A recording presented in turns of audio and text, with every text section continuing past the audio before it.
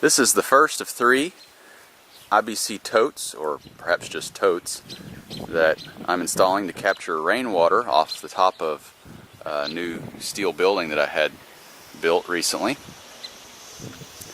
Each of these is a 275-gallon tote, and as you can see, I've got each of them elevated on 4 pallets.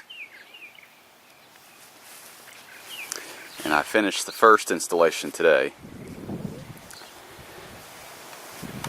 It's a pretty simple setup or assembly. It's got the original guttering. I took the downspout off. That's the original downspout there next to that security light. And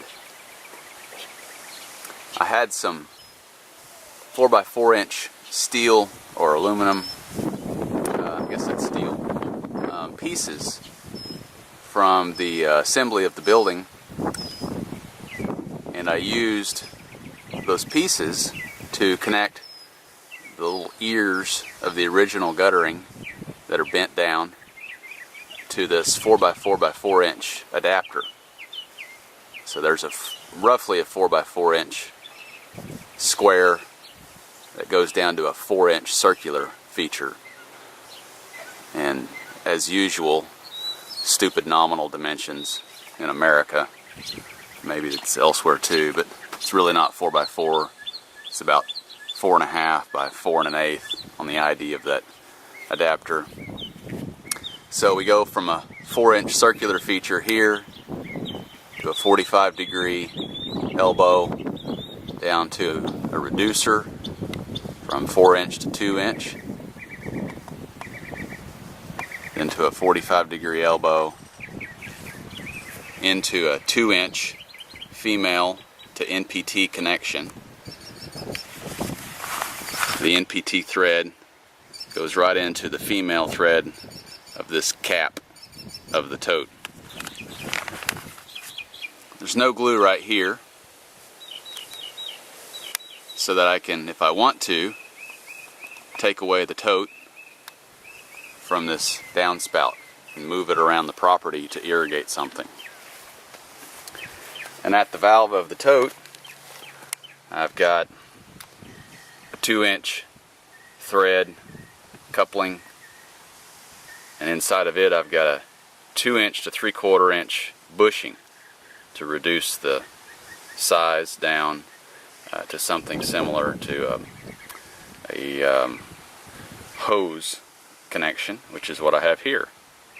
So this is a 3/4 inch NPT standard male thread that goes into a female of a hose, and a little 3/4 inch PVC piece that connects the bushing and this piece.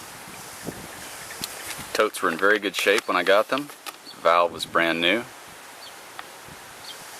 So now we'll just wait on the Lord to bring some rain to see how it works. I'm probably going to wait to do the other 2 until I see how this one works.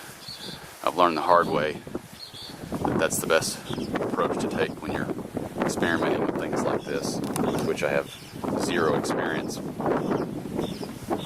One other thing I forgot to mention is that each tote has 4 of these clamps to help secure it to the top pallet for when if I move it around.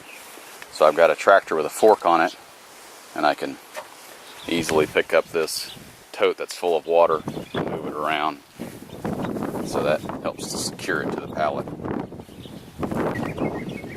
I purposely placed the tote about 6 to 8 inches away from the building, so that if there's no liquid in the tote, any water, there's less likelihood that it can move around in high wind and hit the building and cause damage. And I'm planning to spray some weed killer back here, because I clearly can't get a trimmer in there, so I'll have to do that, I suppose.